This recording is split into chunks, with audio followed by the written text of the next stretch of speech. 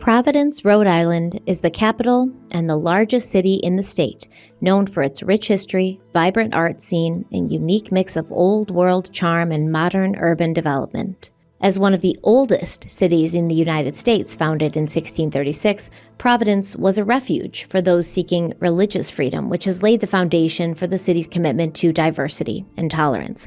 The city is also home to some of the most prestigious universities in the United States, including Brown University, which is an Ivy League school, and the Rhode Island School of Design. With so many college students, you would expect Providence to also have a thriving nightlife, which can be found downtown, where a variety of bars, clubs, and live music venues wait to welcome students who want to socialize and let loose in the evenings and on weekends. For such a large and busy city, you would also expect that Providence has its share of crime. And while the city does have some issues with violent crime, property crimes such as burglary and motor vehicle theft are far more common. But what happens when a basic carjacking turns violent for seemingly no reason whatsoever? In June of 2000, 20-year-old Jason Burgeson and 21-year-old Amy Shute found themselves in the crosshairs of 5 nefarious men who were prowling the streets of Providence looking to get into trouble. Jason and Amy were spotted by a Providence police officer around 2:15 a.m. on June 9th. The couple were chatting in the parking lot of Tommy's Bar and Grille in downtown Providence. Less than 12 hours later, their bodies were found slumped against hay bales at the Buttonhole Golf Course, located on the border of Providence and Johnstown, Rhode Island. They had been murdered in cold blood, and it was up to the investigators to figure out what had happened to them and why.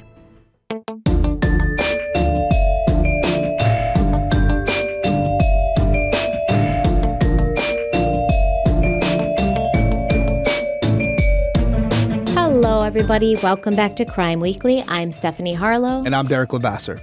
So today we're diving into a new case, part 1 of a new case, and it happens to be close to home to Derek. Again, we're staying in the East Coast. That's right, we are. This is a case that it was one of the first cases that I've ever read a book on called Thrill Killers, and we're going to probably mention that a few times throughout this series. But when you become a Rhode Island detective, one of the first things you have to do is go to BCI school at the University of Rhode Island, Basic Criminal Investigation School. And this school happens over an entire semester. You actually get college credits for it after taking it. And they bring in numerous professors, all who work in the field. A lot of them are retired or active detectives. And in one of the classes that I had to take, I took it with David DeTora. He's now retired. He's a death investigator for the state. But he had brought up this case that he wanted us all to read about and learn about because there was a lot that went on with it. Some things went right, some things went wrong, this was something that he worked firsthand.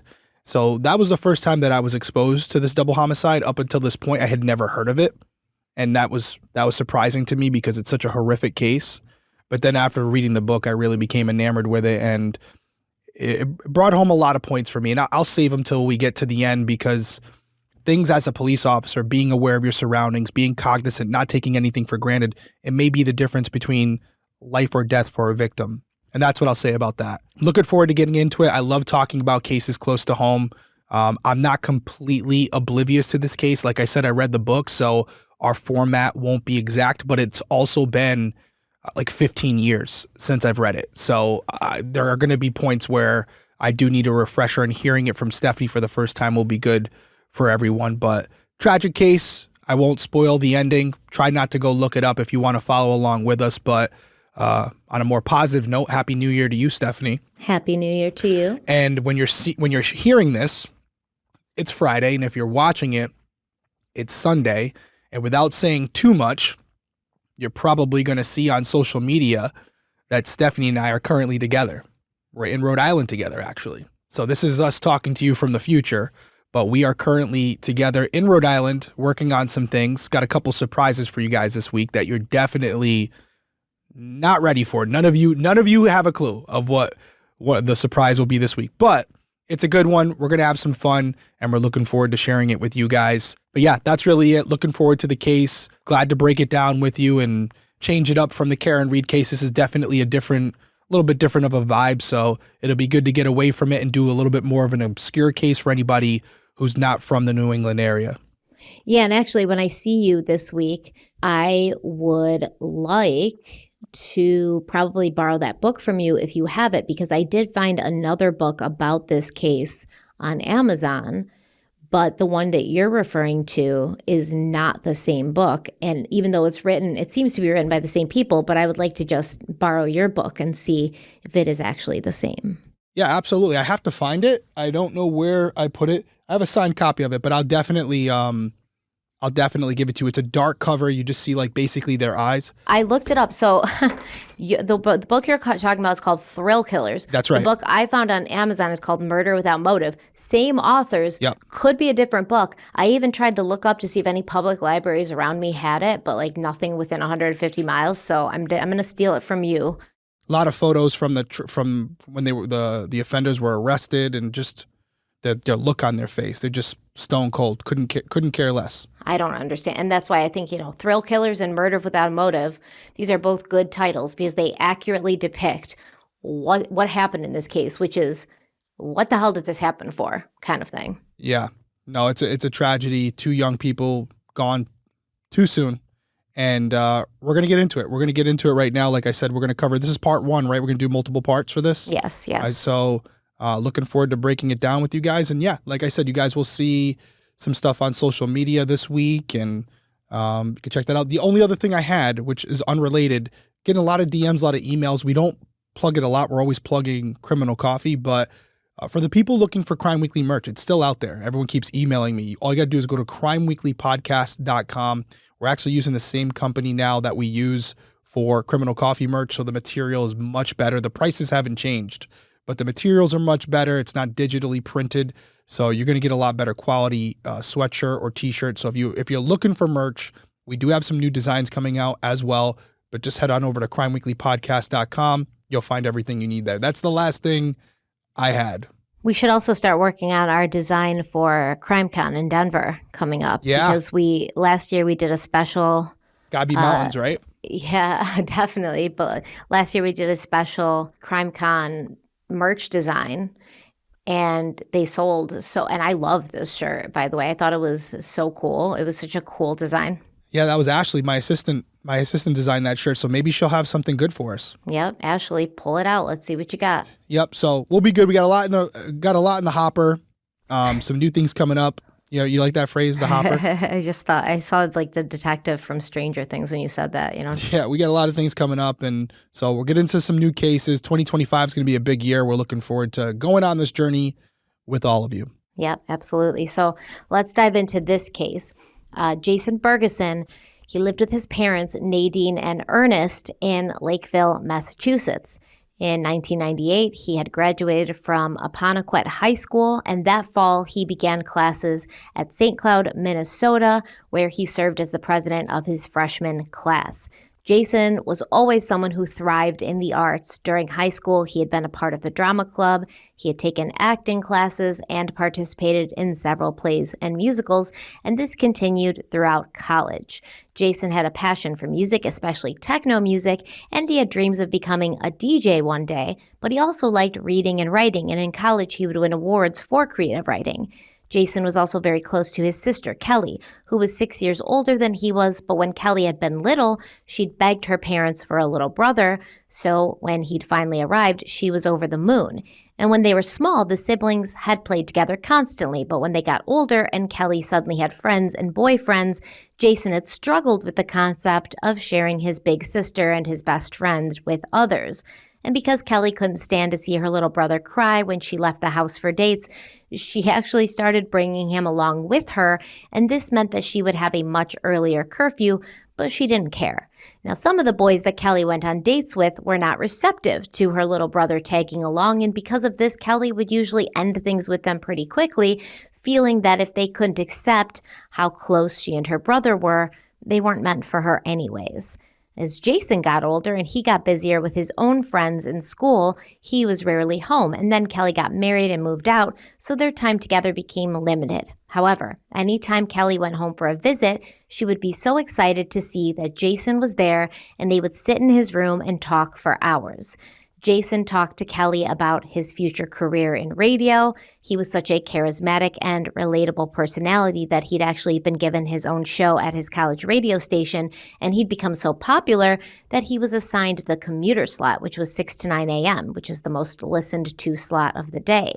Jason would also ask Kelly for advice about girls and dating, which Kelly happily gave because she knew how open and naive her brother was and she didn't want him to get taken advantage of or to get hurt.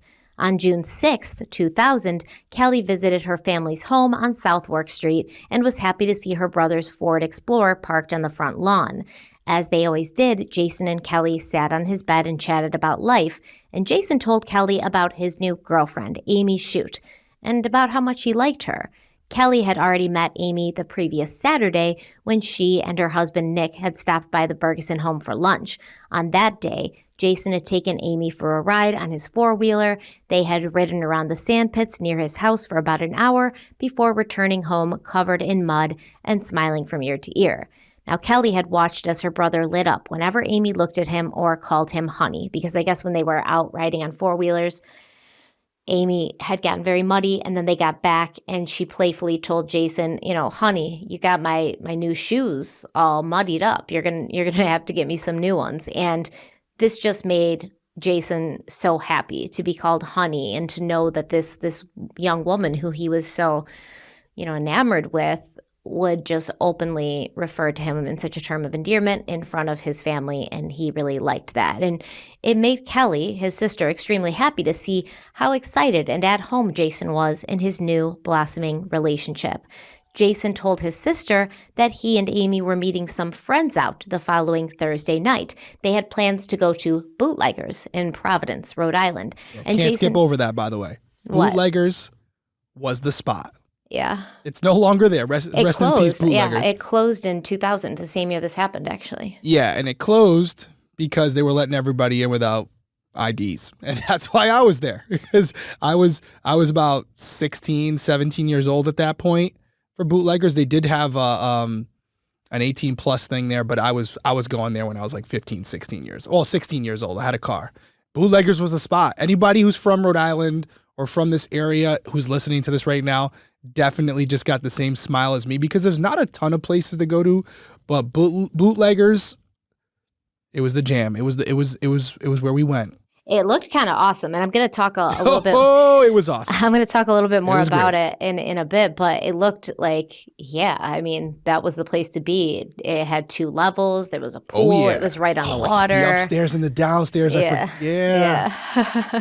Man, I'm old now. Life just comes at you fast.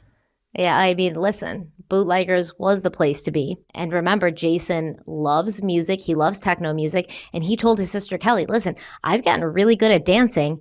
You should come out on Thursday night with us, and then you can see my moves. And Kelly agreed. See my moves. Yeah, he was like, you can see my moves. And Kelly was like, yeah, that sounds awesome, because she said, she always knew her brother loved music and loved dancing.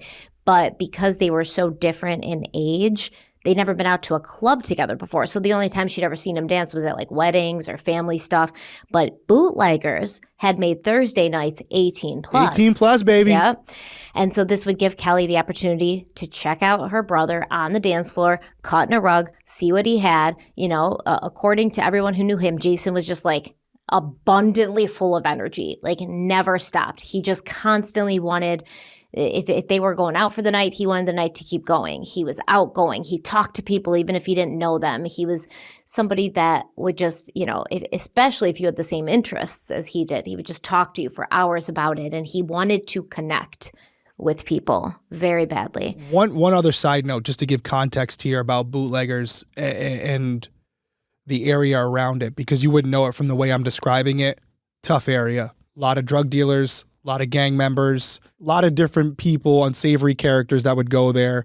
They were in the parking lot outside. They were inside the club, and a lot of fights going on. A lot of people were hurt down that area. So that was something where I was always open with my mom. Like if we were in my car, I would tell her where I was going. I never hid anything from her. I shouldn't say I never hid anything. I didn't hide most things. But this basic stuff, like where you're going, who you're going to be with, stuff like that. We were always pretty open with each other. And I would tell her I was going there, and she would always just say, like, listen, do not go alone. Don't walk out to your car alone. Don't be in the parking lot alone, because that's where the stuff's going to go down. Not inside the establishment, but when you leave. And that was something I always remembered, because I would see a lot of things as I was leaving with my friends where there's fights in the middle of the street. It was It was a rough crowd at night sometimes. So that was the one downfall with bootleggers. And there had been a lot of fights in that area, a lot of people who had gotten hurt over the years, which is part of the reason, other than them letting people drink underage. Part of it was just all the issues they were having there. So eventually Providence shut them down. And I feel like this is pretty common in a lot of cities like this. I mean, we both went to Austin together, and what is it, 6th Street is kind of that same, it's a college area. There's lots of bars, lots of clubs, and therefore you're going to have lots of drunk people, fights, things going down. Yep. And it's going to be kind of like, a fun but kind of rough area sometimes, depending on what's happening that night. Don't hold me to it. It's been a while, but I want to say a couple people have been shot and stabbed outside there. That was, again, like I said, not 100%, but I'm pretty sure that was, somebody may have even died outside there. And they said, you know what, that's it. Yeah, they definitely, I mean, after what happened, not that it really was connected to bootleggers, what happened with Amy and Jason, but that same year, they were like, let's take this place. And it had operated as a couple different names and different bars and restaurants before. But in 2000, they just shut it down for good. Is it still there, or was it demolished? No, I think the building's still there. What is it now? I can't remember. It's a great question. I can't remember what it is now. As you can probably imagine, I'm not showing off my moves on the dance floor anywhere anymore. No, especially not on a techno night. No. Nope. All right, let's take our first break and we'll be right back. I usually don't have a hard time being healthy. I drink a lot of water. I eat my fruits, my vegetables. But the one thing I always struggle with is carbs. I love carbs. But with Hero Bread, you can focus on your health goals and still indulge in the soft, fluffy experience you love with carbs and bread, guilt-free. Like you can enjoy a nutritious breakfast wrap, avocado toast grilled cheese with a cozy soup, or family burger night. And Hero Bread's products are delicious and flavorful, but they have ultra low net carbs, 0 grams of sugar, and they're high in fiber, which is another thing I'm not getting. I'm getting too many carbs, not enough fiber. So I will say that we tried a few things. There was some seeded bread, tortillas, and Hawaiian rolls. Everything was great, but by far my favorite was the tortillas. I'm always afraid of trying low-carb breads because the texture is going to be off, but these tortillas they tasted and felt just like normal tortillas, and they were delicious. I am also excited about Hero Bread's new products. Like they have a 4-gram net carb bagel coming up. Bagels are my weaknesses. Bagels and donuts is something I can never stop eating. And I think that I heard once that bagels were terrible for you because of how many carbs were in there, but 4 grams of net carbs in this bagel. So I'm definitely looking forward to trying this out. Yeah, I really enjoy Hero Bread, and I'm going to put you guys on to something that I love. You take a Hero Bread tortilla wrap, peanut butter, honey, and granola, wrap it up on the go. That's my jam. Oh, actually banana too. If you like banana, throw some banana in there. You can thank me later. So right now, Hero Bread is offering 10% off your order when you go to hero.co and use our code CRIMEWEEKLY at checkout. That's CRIMEWEEKLY at hero.co. Go check them out. Let us know what you guys think.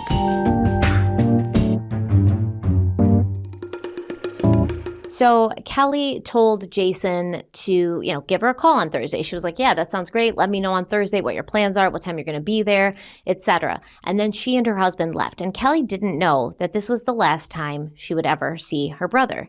And Jason had probably meant to give Kelly a call on Thursday, but he was very busy inviting his other friends out for the night. And honestly, the way it sounded to me was that he probably, because Amy was there and he was talking to Kelly and he invited Kelly out, and then it didn't stick in his head that she said, give me a call Thursday and let me know the plans. He probably thought I extended this invitation for her to come out Thursday night, and so she'll be there. This happens to me all the time, where I'll say, oh, let's do this, do that. And then people will do a follow-up thing. And then that follow-up thing completely leaves my head, because in my mind, I invited you and now you'll just show up. You don't need to know what time. You don't need to know anything of that. You'll just be there magically. You'll appear. So he did not call Kelly Thursday, but he was very excited to go out that night because his white 1991 Ford Explorer had been in the shop for a few days. He just got it back on Wednesday, June 7th. Now he had his prized vehicle back. He was going to take his girlfriend Amy out on the town in style. And Jason called his friend from high school, Joshua Wilson, and said, hey, do you want to go to Bootleggers on Thursday? It's techno night. You know how much I love techno music. Wilson then hung up with Jason, called their other high school friend, Raymond Reed, to see if he would be interested in meeting up with them in Providence that night. And both Joshua Wilson and Raymond Reed agreed that it would be a great time. So they called Jason back. They made plans to meet downtown around 9:45 p.m. on Thursday, June 9th, 2000. Jason was very happy that they would all be getting together, and he was especially excited to have some of his best friends from high school meet his girlfriend, Amy, for the first time. Now, Amy Shute had graduated from LaSalle Academy, which is a Catholic preparatory school in Providence that her single mother, Carol, had sacrificed a lot in order to send her to. Now, while attending LaSalle, Amy's grandfather passed away, so she actually moved in with her grandmother, Dorothy Sansucci, at 41 East Street in West Warwick, so that her Nana wouldn't have to live alone after her husband passed. And because her grandmother loved musicals so much, so did Amy and her two sisters, Elizabeth and Erin. They all loved the sound of music best of all, but they knew all of the lyrics to the most popular musicals at that time. And they kind of came up with a system that when they were out in public together, if they got separated or lost, they would locate each other by singing the theme from Oklahoma. And they would just kind of hear each other singing throughout the store, and it was like a Marco Polo kind of thing. Now, Amy worked at Concordia Manufacturing as a receptionist, and after high school, she began attending the University of Rhode Island, where she was 3 semesters short of earning a psychology degree. But the previous January, Amy had taken time off from school to work and earn some money so that she could complete her education, and in April, she learned that she would have enough financial aid to return to college in the fall. She was very pleased with this, since she'd worked hard to achieve it, and so Amy decided to reward herself by spending that summer just relaxing and having fun with her new boyfriend, Jason Burgeson, who she'd met on a website called Boston Raves. And basically, it sounds like this website was just kind of the place you would go if you were into, rave music, techno music, EDM. You wanted to know where certain groups would be playing or what bars or restaurants or clubs would be having certain rave nights or techno nights. And on this app, this is where Jason and Amy connected, and they shared this love of going out, listening to music, dancing, things like that. Now, both Amy and Jason actually had past relationships that were still lingering in their lives as friends. Jason's best friend at that time was a young woman named Jennifer Lawrence, who he'd known since kindergarten. The two had gotten especially close in their junior year when they were both a part of the Shape Club, which was a group that participated in community service activities, and they were both also in the drama club. And for a few months, the two dated on and off, and they did everything together, from running errands to checking out all the new techno clubs, because they both shared a passion for music. And Jennifer actually had her own dreams of becoming a DJ one day, so she and Jason shared that. Now, eventually they realized that although they were very close and they had so much in common, there was no romantic spark, and so they decided to just be very tight, close friends. And a lot of people in Jason's family have described Jason and Jennifer as being almost like brother and sister. So it was kind of just like this wasn't a romantic thing, but they wanted to remain in each other's lives. And Amy also had a friend named Jeffrey Harper, who she had dated 6 years prior. But when Amy went away to college, she'd told Jeff that she wanted to explore her options, see what else was out there. And she acknowledged that she had strong feelings for Jeff and that he had them for her, but she felt it was something she needed to do. Jeff was actually head over heels for Amy, completely Twitter-pated, was in love with her. And he agreed to remain friends with her, hoping that I guess when she got this all out of her system, she would return to him and then they could start again as a couple. In his head, in Jeff's head, Amy was the one for him. There was nobody else. There was no point in looking. He was going to wait for her to do what she needed to do, and he felt confident that they would be together again one day. So the two saw each other often. They talked almost every single day, and Amy actually talked to Jeff on June 8th and asked him if he wanted to meet her new boyfriend Jason, and Jason's friends at Bootleggers that night. That's a tough one. I know. I feel so bad for Jeff. Ugh. Happens to the best of us. It really does. But and you know what? He was honestly, playing the long game. he made the decision to remain invested, and whether that was going to pay off or not, he didn't know, but he was hoping. Well, Jeff actually had to be up very early for work on Friday morning, but he desperately wanted to see Amy. He found it very difficult to say no to her when she had a request for him, so he promised he would stop by the club for a little while on Thursday night. Now, Jason, Amy, and their various friends were all gearing up for a night of innocent fun that day, but there was others also congregating in downtown Providence who had some not-so-innocent plans in mind. 19-year-old Gregory Floyd and 21-year-old Kenneth Day arrived in Providence by 5:15 p.m. that night. They were roommates who had plans to hang around Weybosset Street that evening, which was their usual spot for getting into trouble. Located in the heart of Providence's arts and entertainment district, Weybosset is the oldest street traversing the city, and it intersects with Westminster at the northeast end. This is a very historical area where some of the city's original landmarks still stand, including Fred Astaire's dance studio, which he co-founded with Charles and Chester Casanave in 1947, and the Arcade, which is the nation's oldest outdoor shopping mall, built in 1828. Here's the interesting part. What? As we're recording this episode, again, we're going back and forth. You're on the street, by the way. This is where we are going to be for what we're going to be talking about later. Wait, what do you mean right where we are? For the event that you're coming down here for. Oh, this yeah. This is where we are right now. That's good. As you're researching this and hearing about this road and these locations, you're going to see them that night. I'll make sure I point them out. I'm actually very excited about that, and my hotel is very close to this place, so I'll be able to walk around. You're going to be right myself. there, and it's beautiful. Yeah, I'm excited, especially to see the Arcade building. Yep, the Arcade building is there, and it's still open. It's still an arcade. Yeah, and it's crazy. It's open till 4 a.m. How long? 1828. That's insane. Yep, you'll see it all for sure. So Floyd and Day, they both had their issues with law enforcement in the past. Day was being looked for by authorities in North Carolina after he had skipped out on a pending drug charge before moving to Rhode Island, and Floyd was on probation with an active court warrant out for him because he'd violated his probation so many times. And shocker. I know, right? And which is another part of the story that pisses me off, but we'll get there. We will get there. Even though he was on probation, Floyd had decided to bring his .40 caliber Smith & Wesson with him that night. He had it tucked into his pants at the small of his back, hidden by his leather jacket, because he's a fake bad guy. He's like, he's seen too many movies, and he thinks that if he wears a leather jacket and hides his gun in the waistband of his pants underneath his leather jacket, he's like a gangster or something. It's just absolutely so gross. So yeah, but this is the stuff you have to worry about when you go out. Not only then, but even more so now. Yeah.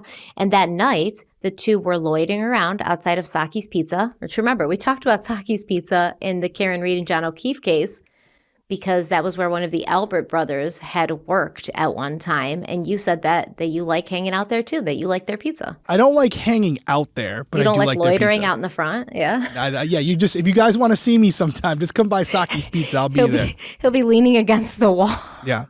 Yeah. You're going to, it's we're talking about obviously a terrible situation, but I do like when we do cases that I am familiar with, because it brings a smile to my face at different points, because the way you describe it, it makes it seem so amazing. And it is sometimes, but, it would be like me describing where you live. You'd be like, oh, that place? Whatever. Like, just nothing to write home about. Okay. So when they say they would kind of post up outside of Saki's Pizza on Weybosset, this was their spot. I take it to mean that it was their spot to hang out and sell drugs. This is where they would sort of sit. And then people who wanted to buy drugs would know that that's what they were there. It reminds me of Jay and Silent Bob, if you've ever seen that movie, how they're always hanging out outside of this one convenience store and people just walk up and ask them to buy drugs. This is what Floyd and Day were doing, basically. And some people just like to post up. That's like their corner. That's their territory. It happens all the time. As a kid, you post up or you walk by the wrong corner, you're going to get in a fight. It's going to happen. One of the two things. So they're posted up outside of Saki's Pizza, so nobody else can post up outside of Saki's Pizza. That's it. That's their spot. And it's like it's not even like an official gang thing. We had it in Central Falls all the time, where you had these young kids They're like their own little crews, and like certain areas of the city, which is 1.2 square miles, like Sunshine Market was one spot where there was one crew that was outside Sunshine. If the other crew came by, there was a fight going down. It's that simple. Where are their parents? That's what I want to know. Oh, yeah. It's like, what did you do today, honey? I posted up outside of Saki's, made sure nobody else posted up outside of there. What a waste of time.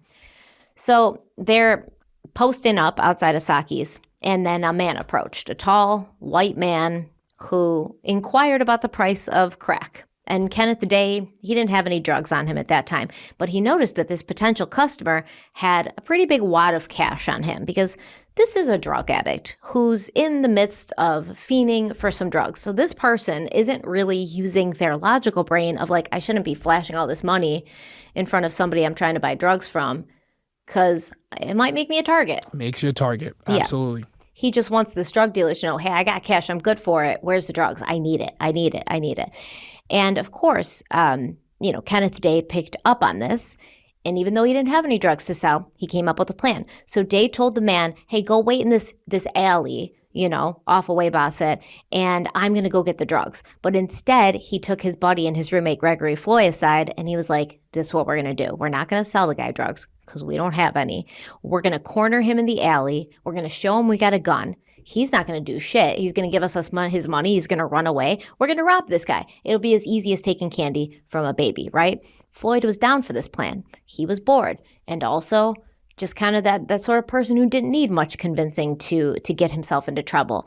But when they eventually got back to the alley, they saw the guy had left. He was probably looking to score elsewhere. And so the two went looking for their mark. They started with Kennedy Plaza, but they couldn't locate him. Now, they never really actually say why they went to Kennedy Plaza next, but I assume it was another place that they knew drugs would be sold. Still the case. Still the case to this day. It's a downtown area. A lot of people who are looking for something, or if you're drunk, and there's usually there's a little food truck over there too. That's like a famous food truck. So that's been around for years. So yeah, a lot of people frequent that area, and it's close by.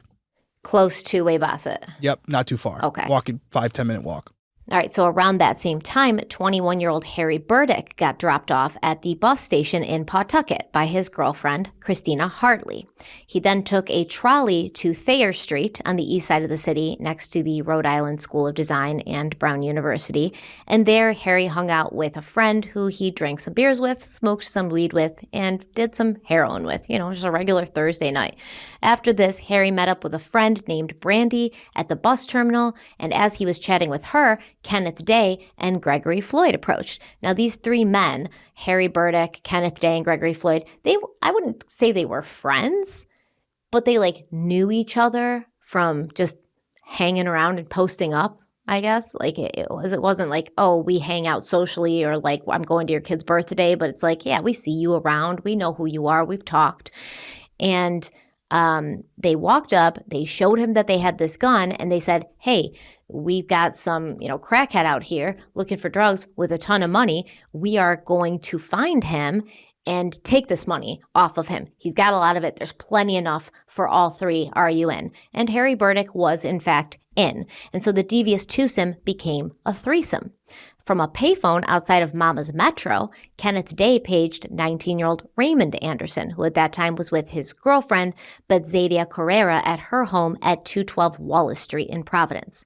The couple had been hanging out all day with Carrera's infant child, smoking weed, and bickering. So when Anderson got this page, he was like, saved by the bell. I am ready to get out of this house. So he called Day back, and Day told Anderson, hey, we're going to rob this dude. Meet us in front of Saki's Pizza. We're going to track this addict down. There's enough money that he's got for it to go around for all four of us. And the search is going to be easier in your car than on foot. And apparently Anderson was the only one out of these people that had a car at this point. And so he's down too. He's ready to go. He actually called his friend, 20-year-old Sammy Sanchez, who picked Anderson up around 11 p.m. in his Chevy Nova. And Anderson did this because he wanted to rob this drug addict with the money, but he didn't want to do it in his own car. Yep. Yeah, Samuel Sanchez, that's the last of these 5, 20 years old. And this to go over these ages, because she's not wrong. 19, 21, 19, and 20 years old. And if you go look up their photos, they look about that age. So when we start talking about what we're going to talk about tonight and how this whole thing unfolds. And some of them already have a criminal history, by the way. Already have a criminal history, but when you think about what transpires as this night progresses, and by the way, it almost seems like a bad dream you would have, like a nightmare. Like this is how it would play out. And this is not your normal case at all. So yeah, these are the people that we're talking about here as she's starting to lay out the foundation. Very young to think that they were capable of doing this, but we'll get into it because there's different levels of culpability. Some guys have come out and said, whatever, I was more there because I felt like I had to be, but we'll save that for a different day. We'll talk about that as we get there because that whole thing pisses me off too. It is frustrating at how young they are because once again, it's like the victims were young, the assailants were young, and you think about what was the potential that any of these 5 young men could have reached if they hadn't taken these paths. But Correct. The problem is they seemed more than willing to take these paths. It seemed like that if they've been presented with a better path, they would have passed it up because this bad path was way better for them. And it's cooler, easier. It doesn't require any work. We're just going to take what we want. And to know how young they were and how cold-blooded they were, that's shocking to me. Absolutely. Like, what happened to you? You know the story. A lot of you guys, if you haven't gone and looked ahead, you're going to be shocked by this one. Let's take a second break. We'll be right back. Acorns makes it easy for everyone to start saving and investing. In fact, you can get started with just your spare change. Plus, you can earn bonus investments just for buying what you need from brands you love. Small steps today can have a huge impact on your future. From Acorns, mighty oaks do grow, so grow your oak. Acorns makes it really easy to start saving and investing automatically, especially if you're like me and you have absolutely no idea where to start. I always feel nervous about doing something that I don't know everything about, and I think that's very much reflected in the scripts that I write for Crime Weekly and for my own channel, which is I need to feel like I know everything about a case before I start talking about it. But finding everything in the world to know about investing and financial success is pretty impossible unless you have a pretty extensive degree, which I don't. So Acorns is great. Acorns makes it really easy to start automatically saving and investing so your money has a chance to grow for you, your kids, your retirement. You don't need to be an expert. Acorns will recommend a diversified portfolio that fits you and your money goals, and you don't need to be rich. Acorns lets you invest with the spare money you've got right now. You can start with $5 or even just your spare change. I actually use Acorns, and one of the best features for me is the round up feature, which basically whenever you spend money, it rounds up to the nearest dollar and it invests that spare change for you. So you don't even have to think about it. It just happens. And I think we all can say that we buy a lot of stuff we probably don't need. And if it rounds up a few cents, it may not seem like a lot, but that compounding interest over the period of time, you end up with a little bit of money in there. So strongly recommend you check it out. So head over to acorns.com/crimeweekly or download the Acorns app to start saving and investing for your future today. Trust me, you will not regret it. We love it. We think you will as well. Paid non-client endorsement. Compensation provides incentive to positively promote Acorns. Tier 1 compensation provided. Investing involves risk. Acorns Advisors LLC, an SEC registered investment advisor. View important disclosures at acorns.com/crimeweekly.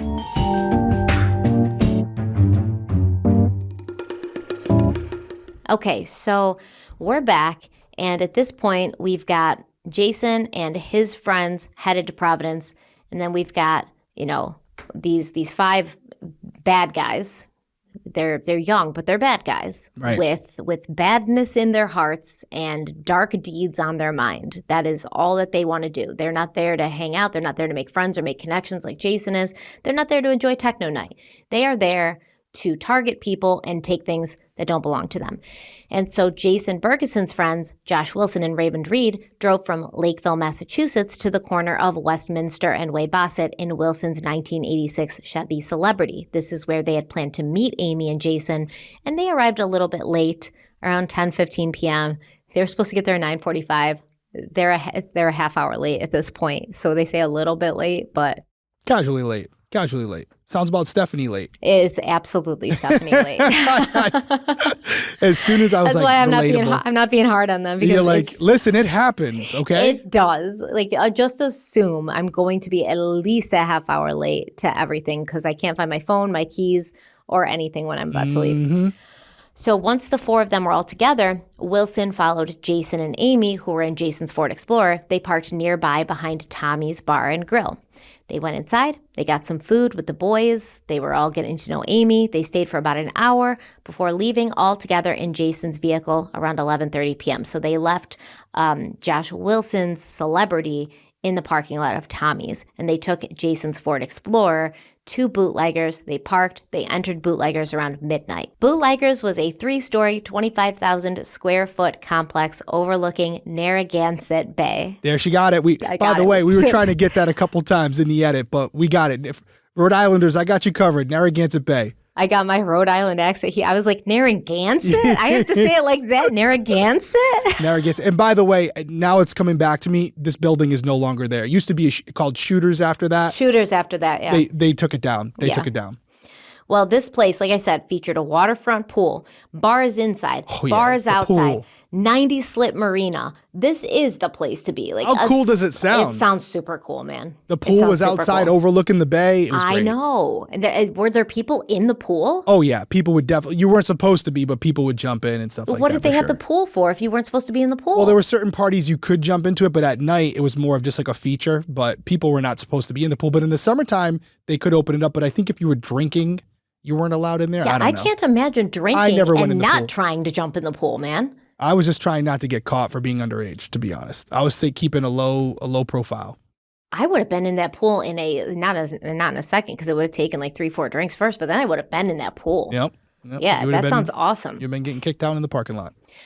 Well, it would have been worth it. Yes. Okay. I would have waited till the end of the night. Yeah, I when I was in there, I was on my best behavior. What is your best behavior at a nightclub? Staying in the corner and sipping my one drink that I wasn't supposed to have and just trying to pretend like I'm 18 or 21. So were they not IDing people at the door or were they not IDing people at the bar? It was a combination. They were supposed to be IDing us at the door. A lot of the times they didn't. And we knew somebody who worked there.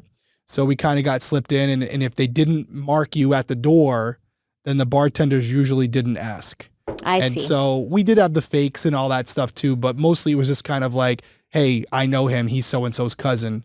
You could go in there, grab a drink. But even then, there were people inside the place that you had to watch out for who were like management, and they were actively on the lookout for like people who looked underage and they were trying to find them. So I would always and I looked, as you could probably imagine, I didn't look 21 when I was 17 years old.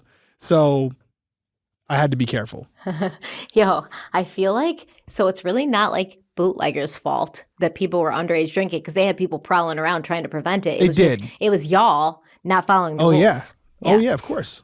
Damn. Absolutely. And you ruined it, okay? This is why we can't have nice things like the Bootleggers. murders ruined it over there. Not even just these, but just in general. You said alleged murders. You don't know. There was definitely some people who were stabbed and shot over there. The more I think about it, it was a bad area to be in at night. Well, it's funny that you say that, you would know someone at the door because that night, the guy working the door let them all in for free because he knew Amy from high school. It's Rhode Island for you. That's Rhode Island for you. And when they got inside, Jason and Amy kind of split off from the group. They went their own way for a bit. And Josh and Ray, they went to the top floor, and that's where they ran into 3 girls that they and Jason knew from high school. This was Jason's best friend and ex-girlfriend, Jennifer Lawrence, along with her 2 friends, Robin and Caitlin. So Robin, Caitlin, and Jennifer, they run up to Josh and Ray. They're like, oh, hey, it's so good to see you. Where's Jason? Where's Amy? And Josh and Ray said, oh, they're on the bottom level of the club. So the girls went looking for them. And Jennifer was actually nervous because she felt that Amy was not super comfortable with Jennifer and Jason's close relationship, even though Amy's got a close relationship of her own. You know what I mean? But I guess the two had met previously. They were at a party and Jennifer had gotten some weird jealous energy from Amy. She felt that Amy was sort of like corralling Jason away from her. Every time Jason and Jennifer would talk, Amy would be there to like pull him away in another direction. But on this evening, the vibe was good. The energy was good. Amy seemed excited to see Jennifer. She even hit it off with the other girls, especially Robin.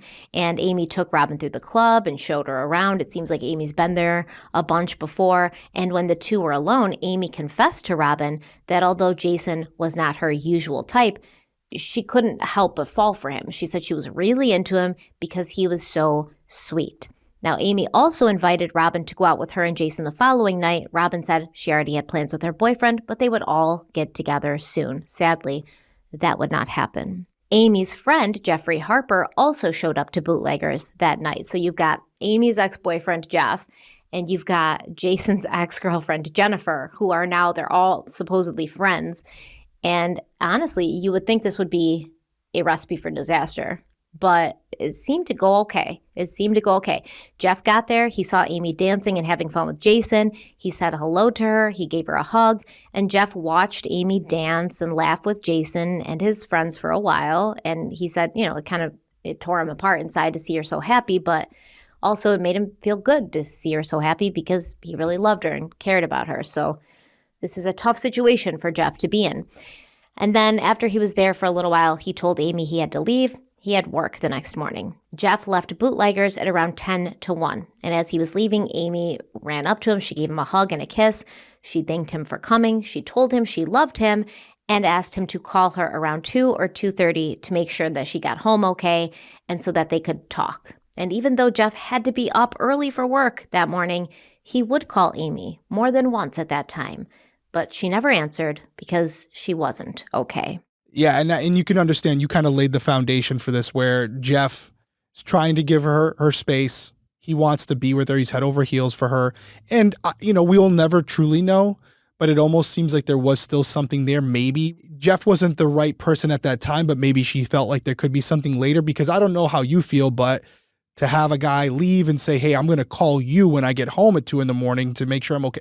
There's still something there. I don't know what it is. So as you said, Jeff, who is really into Amy, he's going to wait up.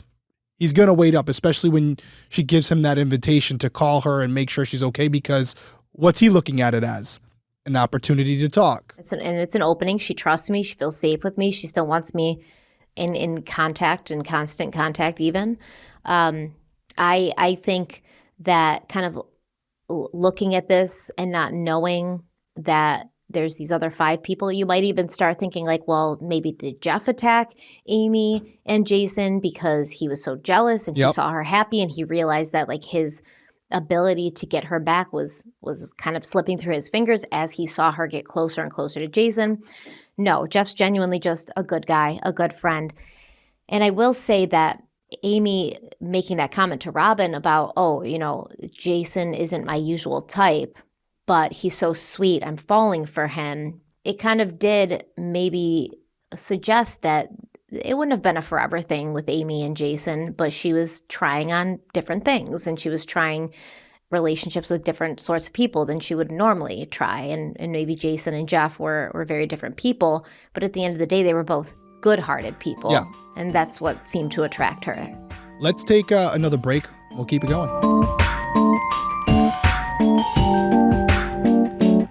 So we've talked about IQBAR on Crime Weekly before. We love IQBAR. I start every day with an IQBAR protein bar because it satisfies my hunger with no sugar crash. And I know that they're good for me because all IQBAR products are entirely free from gluten, dairy, soy, GMOs, and artificial sweeteners.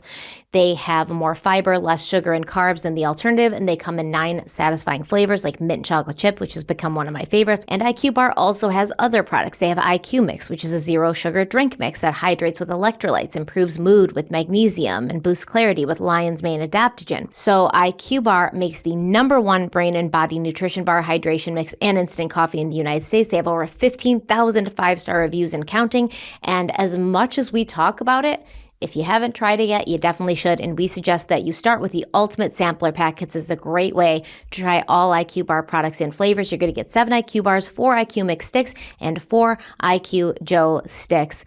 Definitely check them out. Derek's going to tell you how. Yeah, one of the benefits to working so closely with IQBAR is sometimes they'll send you a sampler pack. They just didn't. Literally right on my desk right now, I got wild blueberry, almond butter chip, and peanut butter chip. It's almost like they listen to these and they know that those are my favorite. It's like they knew which one's your favorite. I think they did. I think they're monitoring this, and we love IQBAR. You guys know that by now. You should definitely check them out. And right now, IQBAR is offering our special podcast listeners and viewers 20% off all IQBAR products, plus get free shipping. To get your 20% off, just text weekly to 64,000. Once again, text weekly to 64,000.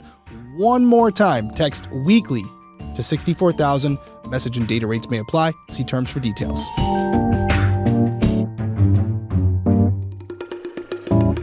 All right, so Jeff leaves a little, around 1 a.m. He leaves before the club closes, but at closing time, Jason and Amy, along with their friends, including the 3 girls from high school and the 2 boys from high school, they left the club with the other patrons, and they stood outside for a while talking about what they were going to do next for a few minutes. Because like I said, Jason never wants the party to end.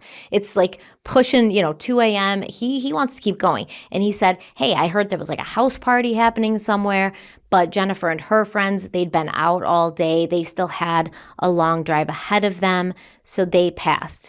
And then the other 2 boys, Ray and Josh, they were like, let's just call it a night. Let's hang out. We can talk a little bit more, but it's kind of late. And so Jason reluctantly was like, fine, I'll bring Josh and Ray back to their car in the parking lot of Tommy's, and then I'll bring Amy home. So Jason Burgeson was a guy. He had a lot of energy. He blasted music from his Discman as they drove from Bootleggers back to Tommy's. And when they arrived, the 4 friends sat in Jason's car, and they continued talking for about 20-25 minutes before Josh Wilson and Ray Reed left in Wilson's car to drive back to Lakeville around 1:45 a.m. But Jason did not want the night to end yet. He was enjoying Amy's company too much, so they sat and they talked in the parking lot for a while. Now, at this time, Amy was sitting on a low wall that ran along the side of the arcade building, and it kind of separated the arcade building from the parking lot of Tommy's. Are you familiar with this area? Do you know this Tommy's place? Yeah, I don't think Tommy's is what it is not that anymore, yeah. But I think I know the wall. I know the wall, which is interesting because I never put 2 and 2 together after going there recently and that wall being there. Yeah, so it's kind of a low wall, and it's like just this little division kind of between the arcade building and then that parking lot behind Tommy's on Weybosset, right? Yeah, so we can actually throw up a map here, and I hope it's the same place that I'm thinking of, but Shannon can throw it up here. There's basically Weybosset and Westminster run parallel to each other, if you're given a visual. And there's this one big building that's there. And there's a place right now called The Arcade, which is this 2-floor arcade place that's open till 4 a.m. I'm assuming that's the original arcade that we're referring to here. Yes. And then that's on Westminster. And then on the opposite side would have been Tommy's Bar and Grill, which was Tommy's place at one point, but is no longer there. So if it's the same building that I'm thinking of, and I'm pretty sure it is, there is a wall there that separates that building from a parking lot next to it. Mm-hmm. And that's got to be the wall that you're referring to. It has to be. It's a low wall. I think there might be a fence on top of it now. The front of the arcade building, and then there's like an alley. Yes. On the side. And that alley is going to bring you from the arcade building to the parking lot, which was behind Tommy's, which would then also lead to Weybosset. That makes sense. Makes sense. Yeah. No, I think the layout, the structure of the buildings are still the same. Obviously, it's a little different now, but I do believe that wall is still there. And now, honestly, I want to go find it. And when we might have to do that, we might have to be a little side quest when you're here. Oh, I'm down for a side quest. That might be something we have to go check to see if that wall is still there. So Amy's sitting on that low wall, and Jason's standing in front of her. They're talking. His Ford Explorer is behind them, parked. He's got the door open because he's still playing music, and so you can hear the music streaming through the open door of his Ford Explorer. I love how you said streaming there. Yeah, it's streaming. That's it. Back then, Jason and Amy would be like, streaming? What are we talking about? I mean, it was streaming in a different way. Yeah, streaming in a different way. Playing. It was playing, yes. You could still hear it as you were standing in the parking lot because he was playing it loud enough, for ambiance. So the couple, they were so engrossed in their conversation and flirtation that they didn't notice that they were being noticed. And they were being noticed by a lot of people, actually. So at 1:55 a.m., Providence police officer John Lau was responding to a call in the area when he saw 2 people talking next to a white Ford Explorer near the arcade building. At that time, he didn't stop, even though he said he felt it was odd that these 2 young people were there alone, talking in the open like that at that time of night in this kind of like empty parking lot. And he's just like making a little note in his head, like, that's kind of odd. Yeah. Can I say one more thing, by the way? Yeah. To kind of bring it back to them being watched, because and I hope, Shannon, we can throw a bigger map where you zoom out here, but you mentioned Kennedy Plaza earlier, which is where they were kind of, the 5 were hanging out. Kennedy Plaza, 4 or 5 minute walk. There's actually a street there that you can get across. You can either take Dorrance, which would bring you right to Westminster, which is where the arcade is, or there's actually Arcade Street that runs between Kennedy Plaza and it's off of Fulton Street. So Fulton is connected to Westminster through Arcade Street or Dorrance.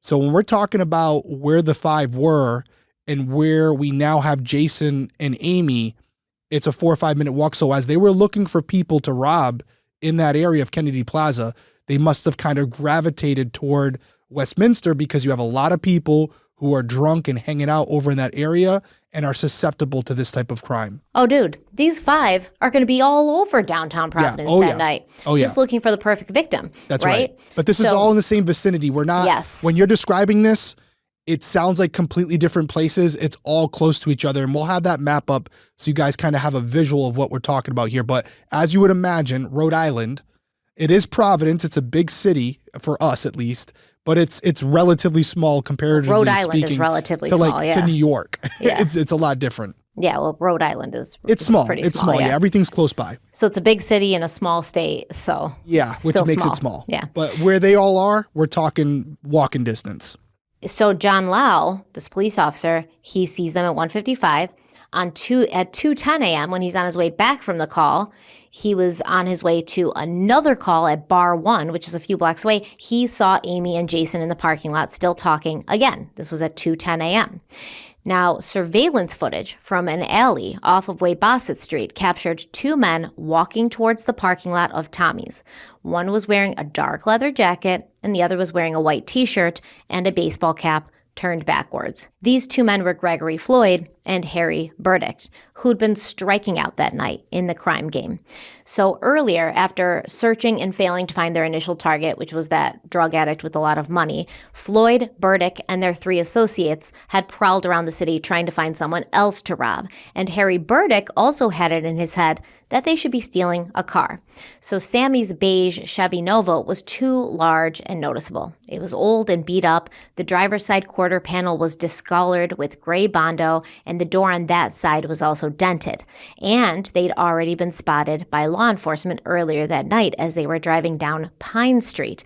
And they were spotted by the same cop who saw Jason and Amy. This was Providence patrolman John Lau, and he'd seen them drive by as he was standing outside of Challenges, which was a sports club where fights were known to break out. So basically, it seemed like if John Lau wasn't actively responding to calls that night, he was sort of just hanging out in areas of downtown Providence where he knew, maybe trouble would happen and he could be there to respond to it. Now, Harry Burdick had already missed his last bus back to Pawtucket, and he needed a ride home. But the Nova had no gas, and surprise, surprise, none of these clowns had any money to fill the tank. On top of that, Sammy Sanchez and Raymond Anderson, they really didn't like Harry Burdick. He was too loud and obnoxious. He kind of always just seemed to be around when you didn't want him to be around. He acted tough when they knew he wasn't tough. And Sanchez had already flatly refused to drive him home because I guess Burdick had been dropping hints all night, oh man, I missed the bus. How am I going to get home? I really need a ride home. And I guess at some point Sanchez was like, I'm not bringing your ass home. So shut up about it. It's not going to happen. You're weird. I don't like you. Figure it out. So what they did is they were like, let's get rid of this car because it's just too noticeable. We've already been spotted by law enforcement. So they parked the Nova in the lot behind Saki's, and then they set off on foot looking for a victim to rob and now looking for a car to steal. They spotted their first potential target as they walked west on Pine Street back towards Challenges. This was an area they knew was going to be very busy and rife with drunk, oblivious people at that time of night. Now, as they walked, Day spotted a tall man who was by himself. He was talking on a cell phone as he walked. And what does Derek always say? Derek literally always says, don't be on your phone when you're walking. It's not, and this is a man, this double goes for women. And I hate to say it, and I don't want them to be oh, we're equal. In this, we're not, because women are going to be targeted far more than men. Women alone are going to be targeted far more than men. And if you're distracted by your phone or wearing your AirPods or headphones, you're going to be targeted even more because you're not paying attention to your surroundings. And this is exactly why Derek always says pay attention to your surroundings, because this tall dude, he's on his phone. He doesn't realize he's being cased by these five men walking behind him. He's not aware. Yeah, and this is another thing. I'm starting to remember the book a little bit. If you have the chance, and we will have the book and I'm going to give it to Stephanie, but there's some images in that book. I was trying to look them up online, videos and stuff like that. Video when you were talking about seeing him in the leather jacket walking around, they have that footage, and that footage has been released publicly. I can't find it online. I can't know find I it saw either, it by the way. because I watched it in the seminar that we had for it, the training. But I also think there might be stills of it in the book. I don't know how we would put that online here. It wouldn't look great, but if you're fascinated by this case and you want to learn more about it and you want to get all the specifics of how they solved it, because we're covering it from a generic level. We're not going into every single page like the detective did, but there are images in that book as well. We'll try to get them. If not, Thrill Killers, if you want to see them, that's where they are. I have the book that I talked about, The Murder Without Motive, on Kindle, so I'm going to check and see if there's photos, and if there are, I'll screenshot them. That'd be the way to go, but there are definitely screen grabs of the things you're describing. So these 5 men, they're behind this tall guy walking on his phone, and they're like, perfect target. We'll grab him. He's alone. He's distracted. But then the tall guy, within just a couple of minutes, met up with a group of people that he looked like he was previously planning to meet up with. So the gang of 5 men had to pivot. They kind of were like, this isn't going to work. And they scattered and then came back together. Next, the gang of 5 men headed to the Cactus Grille at Duval Square. But once again, it was far too crowded there. They saw police officers everywhere, and they're like, this isn't going to work. It's just there's too many people, too many opportunities to be spotted, and there's cops everywhere. So let's abandon this plan and go someplace else. So at that point, the group crossed the Point Street Bridge, heading east towards the waterfront where Bootleggers was. Yeah, Point Street Bridge actually is still there now. It's been redone. I took my daughters there during the summer, got some ice cream, and it's upsetting because you have this connected to this tragedy, but yet it's so beautiful now. When we go down there, you're going to see it. So unfortunate. It's unfortunate, but it's a nice area now. All right, so when we're talking about Westminster and Waybosset, that's in one part of Providence. And then when we talk about Point Street, where they're going, and they're crossing the bridge, this would be what, like the Riverwalk area? Yeah, kind of like that. It's not immediately where Kennedy Plaza is. It's a little bit further away at this point. It's along that canal area. Obviously, you have the body of water, so still in the vicinity, I guess, relative to this Providence, but not as close as what I was describing earlier. And so it would still be walkable. It's still walking distance. Yes, it's walking distance, but if we're talking about from the arcade, it's only about a 5-minute drive, because you're going to go over the bridge. You're going to go, well, if you're coming down, there's Dyer Street, right? So if you're going from the arcade, they went down Dyer Street, and then that turns into Eddy Street. And from Eddy Street, you would take Point Street, which goes over the Providence River. That's the Point Street Bridge that you're referring to. And then from the Point Street Bridge is where Bootleggers would be at that time. And that's India Street. So it's all over there, but I would say if it was a direct walk, it's probably about a 25 minute walk, but only 26 minutes according to Google Maps. Boom. Yeah. Boom, look at that, but only 5 minutes in a car. So which is crazy if you think about it. It's a little bit of a hike, but why are you walking that far? But this is the epitome of a crime of opportunity. And I know it's hard for normal people like us to be like, what, you just go out in a city looking to commit a crime and waiting for your opportunity to arise? Yes, there's people who literally do that. They don't get up in the morning with a crime in mind. They're just like, I'm going to commit a crime today, and I'm going to wait for my opportunity to show itself. Yeah. And this is what these 5 guys were doing. And back in the day, 2000, not too long ago, but more people were walking around that area. Now everyone takes a car, but that's kind of the layout. And we can blow it out. Obviously, Shannon's hearing all this too. We'll have an image, another Google map you can see.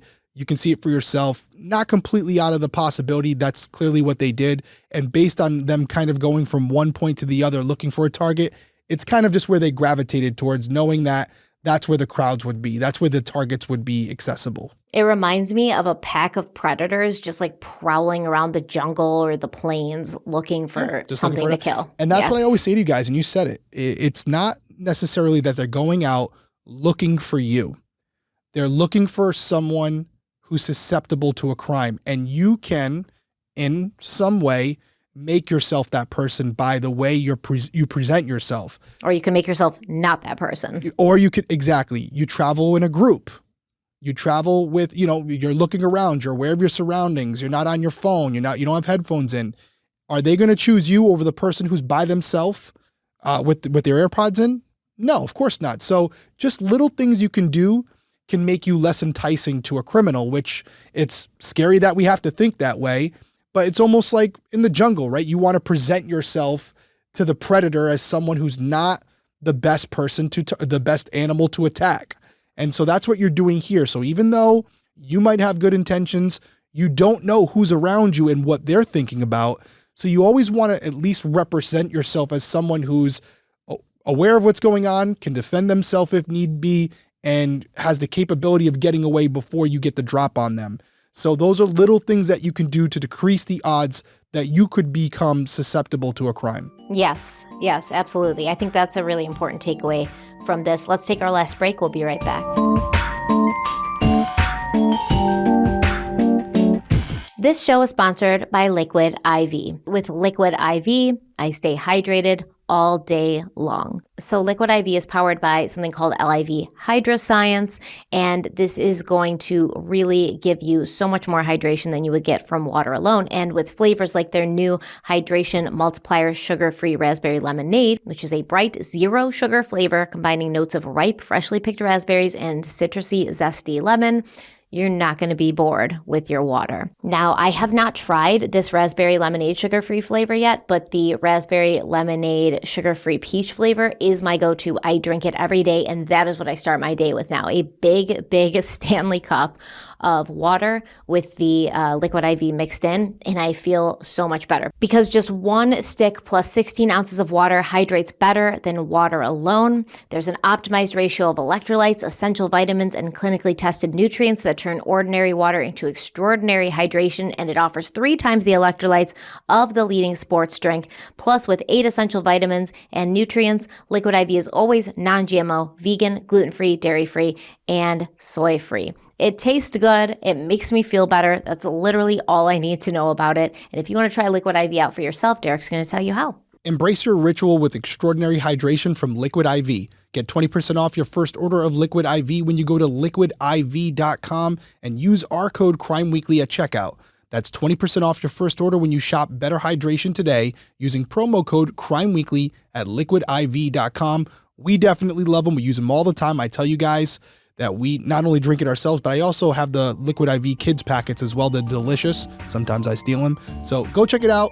Now's a great time to do it with the deal. You won't be disappointed.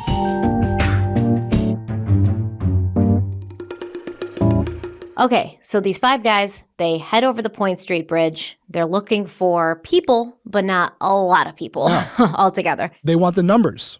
They want to have the numbers. They want to be able to isolate a lone victim and then just, say, hey, we have you in numbers and we have a gun. So what are you going to do? And again, just like the jungle analogy I gave you, see hyenas, all this stuff, they travel in packs. They're looking I gave that analogy, but you maybe. Okay. Well, I did say the animal looks like the jungle. Yeah.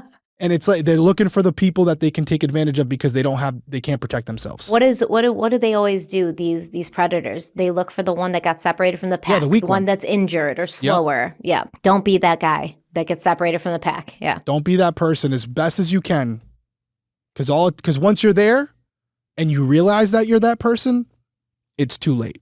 Yes, exactly. And in some cases, hopefully, the worst that happens is you get robbed. That's best case scenario. In Amy and Jason's situation, that's not what happened. No. So they go to the other side of the river, but even on the other side of the river, it was too crowded. I mean, it's June, right? Like you said, there's a lot of people out. There's a lot of people walking around. It's nice weather. It's party night. There's going to be tons of people everywhere. And they were like, man, there's tons of cops over here too. So they headed back to Weybosset. And I once again want to point out that a lot of times we hear things like, oh, police presence doesn't deter criminals. Yes, it does, right? So if you've got a ton of patrolmen out there, whether they're on foot or in their cars, just seeing that there's a high concentration of law enforcement in an area will deter a criminal from committing a crime in that area. They're going to look for a place where there's not as many police officers, or hopefully for them, none. Yeah. No, it definitely does. And they're looking for the easy, accessible angle where the path of least resistance. So more law enforcement. And I can tell you now, there's the Hot Club over there now. There's also, I think it's called Whiskey Republic, or it used to be Whiskey Republic, but that's over there right now. It's right on the water. I've gone there a few times. India Street, there's a bridge right under there. That's where the old bootleggers was. There's always a cop parked under there now. Always. It doesn't matter what time of day or night, especially on the weekends, there's a patrol car there. Well, thanks for letting me know. You're welcome. So they head back to Weybosset, right? Their old stomping grounds. This is what they're familiar with. They go back there. As they walked, the men saw a red sports car pull up at the curb in front of Hemingway's Seafood Grill and Oyster Bar on South Main Street. Didn't you bring me there once when I was in Rhode Island? I think we went to Capitol Grill. We talked about we did Hemingway's. Go to Capitol Grill, yeah. That was delicious steak. Yeah, it was really good. Shout out Capitol Grill. So they see this red sports car pull up in front of Hemingway's. They watched as two women got out of the car because these women wanted to use the ATM, which was on the side of the building that the restaurant was housed in. And as the women approached the ATM, a man got out of the driver's side of the car, walked over to some bushes to relieve himself. Now, the plan for these 5 men watching, they were going to split off. Half of them were going to rob the women at the ATM. The other half were going to act as lookouts and also wait for an opportunity where they might be able to overpower the man who was peeing, rob him, and then take the car. So Gregory Floyd stood behind the women at the ATM, and one of them, her name was Colleen Valentine. She'd been drinking that night, like everyone else. She was having some trouble typing in her PIN correctly. So she kept typing in the PIN, and it would say incorrect, incorrect. Gregory Floyd over here, he's getting kind of antsy, and this went on for a few minutes, but this plan had to once again be abandoned because Thomas Ventusinque, who was a security guard working in the Providence, Washington building on South Main, he actually stepped outside. He saw this going down. He thought it was suspicious, and he shouted out a warning to Colleen, like, yo, lady, you're about to be robbed, keep your wits about you. So when this happened, which was at approximately 1:19 a.m., the 5 guys, they knew they'd been kind of made. And then they scattered again, and they ran off.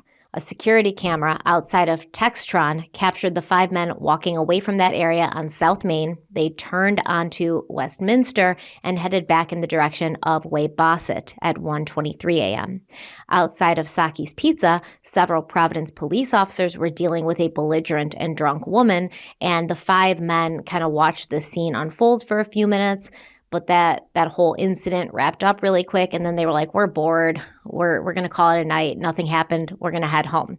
But Harry Burdick, he was not going to give up so easily because remember, he had no way to get back to Pawtucket. He told the others he was going to run inside of Saki's to use the bathroom, and the second he was gone, the other 4 dudes were like, we're out of here. They rushed to the car because they planned to leave him there. Good friends.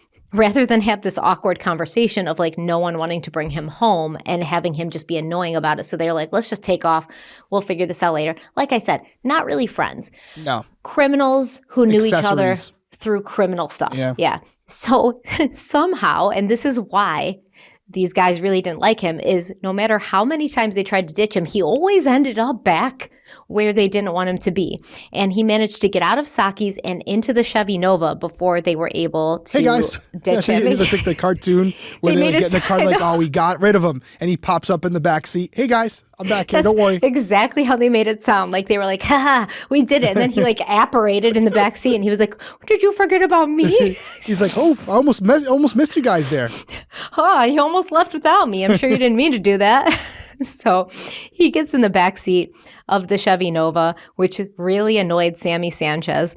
And after he got in the car, Harry Burdick handed Floyd a bunch of latex gloves that he'd stolen while he was in Saki's, and Floyd quietly put them into his pocket. Now, as the men in the Nova drove by the arcade building, they also saw Amy and Jason chatting in the parking lot behind Tommy's, but they'd already seen them earlier when Jason and Amy and their friends had left Tommy's and they were walking to Jason's car to drive to Bootleggers. It was actually Jason's white Ford Explorer that had caught their eye because they were like, hey, that would be a great car to steal, It can fit all of us, comfort and luxury, 4-wheel drive in case, this is a good car to steal. So Floyd and Burdick decided to approach Amy and Jason in the parking lot. They were going to rob them of their money, whatever money they had, and then take their car and leave them there, while the other 3 that were in Sanchez's Nova kind of pulled around the block and kind of just kept circling until they saw Burdick and Floyd leave in the white SUV, and then they're going to follow them. So the 2 men creeped through that alley, which led to the back of Tommy's parking lot, and it kind of came out right where Amy was sitting on the wall, so they were able to kind of have the element of surprise. And they approach these two people and they're like, give us your money, right? But Amy and Jason, they're like 20 and 21 years old. They don't have any money. They don't have the kind of money that they're these looking for. People wanted. Yeah. And so as this exchange went down, some headlights swept over the parking lot. This spooked Floyd and Burdick. They were like, oh, someone's coming. And so they pulled out their gun and they demanded that Amy and Jason get into the backseat of the Ford Explorer, which they did at gunpoint. So then Floyd got into the driver's seat, Burdick got into the passenger seat, and they drove off, signaling Sanchez in his Nova to follow them. I just want to pause here real quick. And you guys know how I feel about these cases. And I'm never coming from the perspective of victim blaming, because in that moment, who knows what you're going to do. But this case and many other cases are prime example why, if you are ever presented with a similar situation, and I hope you never are, if this is the threat that's being made where they're asking you to get inside a vehicle, please do not do it. Statistically speaking, it will not end well for you. And the hope is that they're just threatening you and they're not actually going to do anything at that moment because it's too populated of an area. If they fire their weapon, someone's going to hear it, whether that's a police officer or a witness. So they're less likely to actually shoot you in that moment. And in this case, if we're going to talk about it specifically, there's two of you. I would even implore you to run in maybe the opposite direction just to try to throw them off a little bit, but don't go too far from each other, because if they do give chase, then you're going to be alone. So there's no perfect scenario, but I can tell you definitively from all the cases we've covered here on Crime Weekly and all the cases that I've researched and I've worked in my career, don't get into the car, whether it's a carjacking or robbery, etc. It's not going to end well. You're not going to be able to talk your way out of it. Yes, there's a small possibility that they could potentially drop you off somewhere. But if they're pulling a gun on you and it's the middle of the night, now you know their face, getting in the car is not the way to do it. Now, I'm not blaming Jason and Amy. They were young kids. They didn't expect this. How would they have known? Yeah. How would you have known? I say this to you all now because part of the reason I believe you come to hear or watch these episodes is to learn something, just like you would in a history class, so that we don't repeat some of these things that happen. And this is one thing where if they hadn't gotten the car, I do wonder to this day, would we be sitting here talking about Amy and Jason? I don't know, but I would have loved to have that opportunity to find out. So that's what I was going to say. If you're not getting in the car, you suggest just running, even though you know they have a gun. That's a very hard thing to ask people to do. It is. It is. Run, walk away. I would run. If I were by myself, I would obviously run. I'd maybe go in like a zigzag pattern, do something, see if they follow. And if they do, I'm trying to run to a populated area. I'm not running down an alleyway. If I know the area that I'm in, I'm trying to go to an area where there's going to be a lot of people, because even if it's not cops, they're less likely to follow, because the more they follow me, the more people that see them, the more likely they are to be caught. They approached you because you were alone. Change that for them. So yes, if it were me, I would run. I wouldn't walk because they could grab you and throw you in the car. You got to run. You got to get away from them. Don't let them take you to a secondary location. Secondary location. Yeah. And the bigger the gap between you and them, the less likely they are to continue the chase. And that's the hope. And you know what again, hindsight's 20/20. But if I'm sitting there and I got my keys in my pocket or they're in my hand and they're saying, hey, get in the truck, I'm throwing my keys at them and I'm running. Yeah. Here's the keys. I'm not getting in the car with you. I'm running. But you're afraid because they have a gun and you don't want to get shot in the back as you're running away. But getting in the car is probably going to lead to the same outcome. Statistically speaking, that's my point. You have a better chance of survival. Yeah, now you're with them longer. You've seen their faces. You know their voices. They can bring you somewhere. You have no control. Exactly. Personally, as morbid as this sounds, I would rather get shot in the back running away than allow them to take me somewhere and do whatever they want. And do what they did to Amy and Jason, which we're going to talk about that. Yeah. But I don't want to find out. I would much rather, and if we're really diving into it, if you're running away and you're doing a little bit of a zigzag, I mean, obviously don't run in a straight line, try to throw them off a little bit.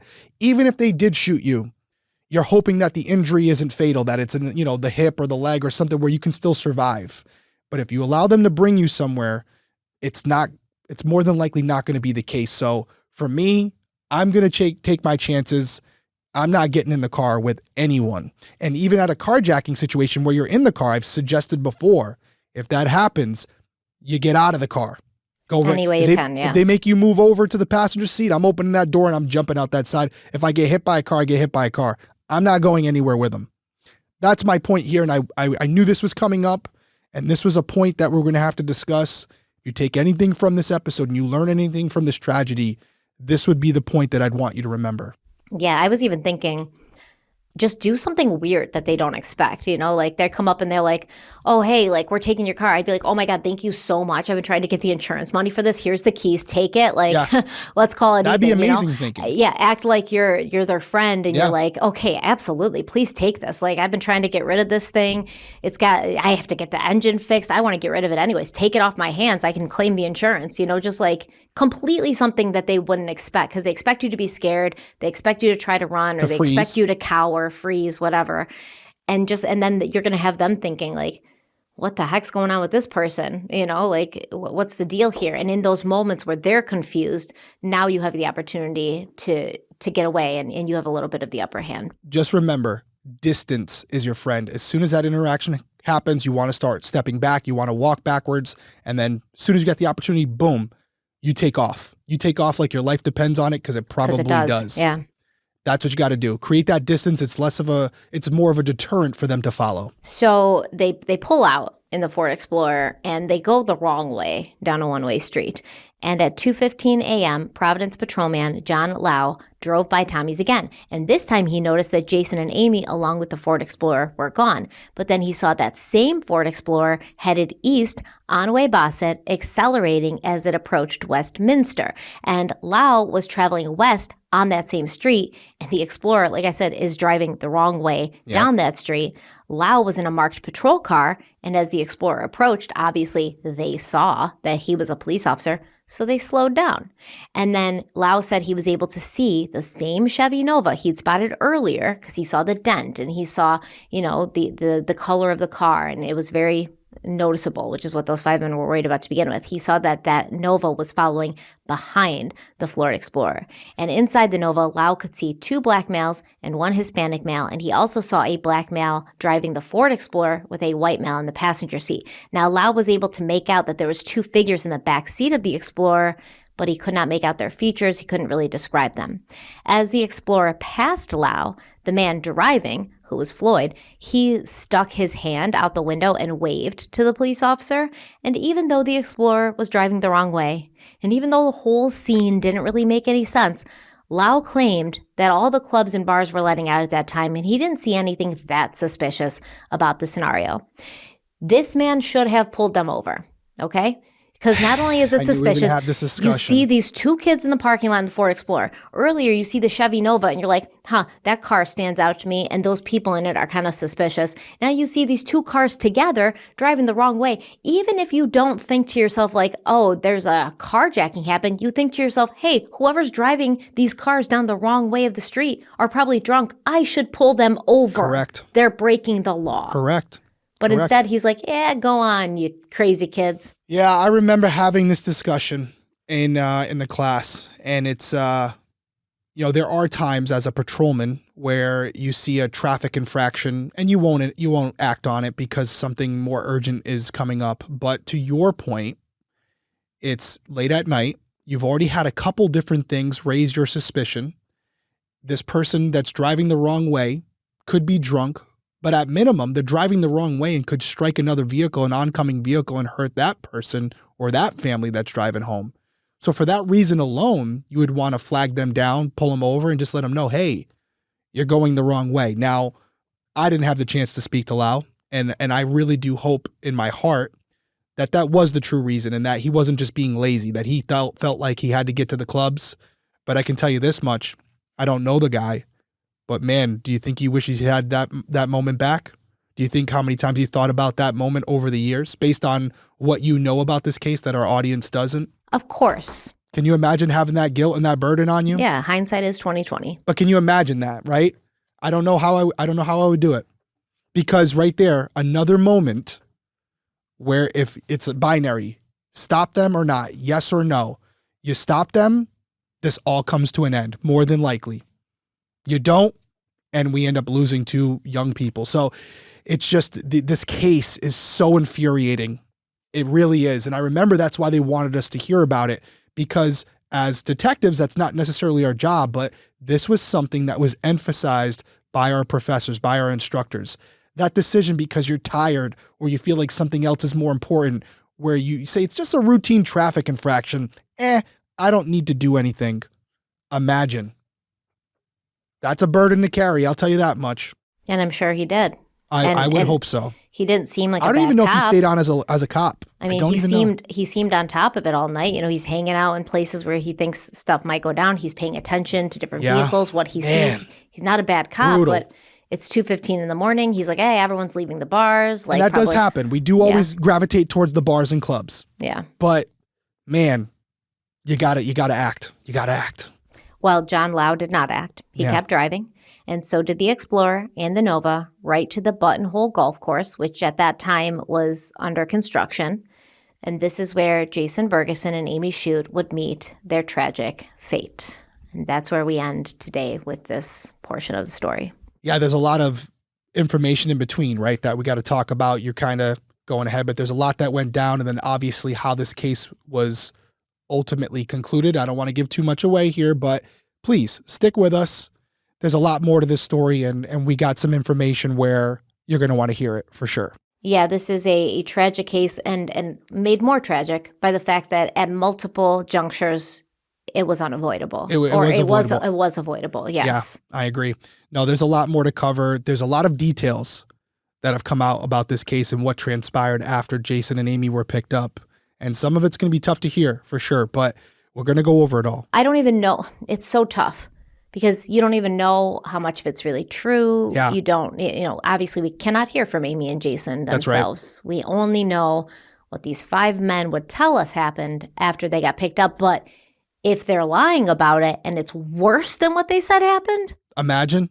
Because the version we have is horrible. Bad. It's bad. Yeah. We're going to go over it all. Obviously, tough one. And appreciate you guys sticking with us. If you made it to, I'm going to try to end this episode on a positive note. How about we do that? So I did say at the top of this show that if Stephanie and I are going to be together, well, this episode's coming out on Friday, so I can actually say it. I'm going to be on Traitors this season, and Stephanie's known all along. I flew over to Scotland, and if you're not familiar, after CrimeCon last year, after CrimeCon, literally took a flight. This is the first time I can talk about it publicly, but literally took a flight from CrimeCon to Scotland and entered this crazy game called Traitors. And the short version is it's almost like Clue. I went into the house with a bunch of reality stars, and basically they secretly pick a couple people to be traitors, and then the rest of the house are faithful.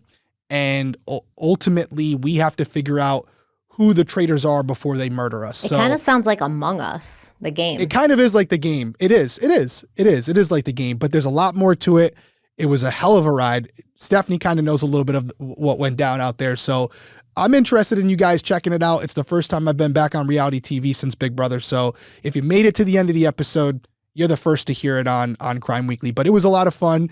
I actually we bulk recorded. Stephanie was a hero.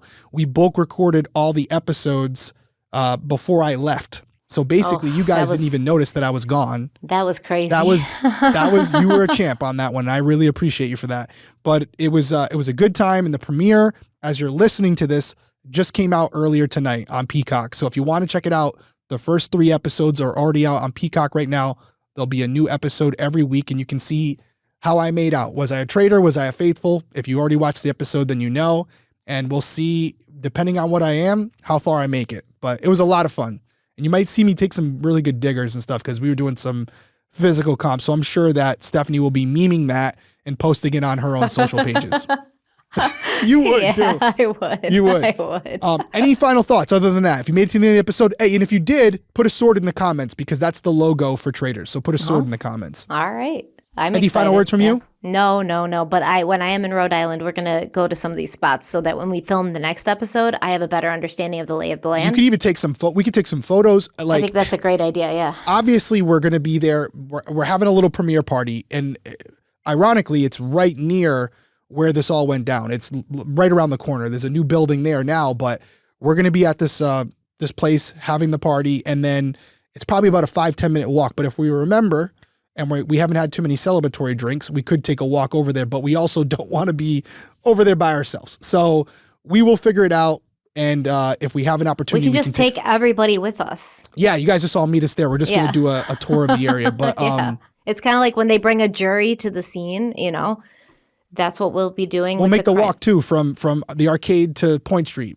It's not June, so it's pretty cold. There's a pizza place over there that's amazing though, so it might be worth the walk. Fellini, shout out Fellini's. We can drive. All right, guys, we appreciate you being here. Like, comment, subscribe, give us your input on the episode. What do you think about it?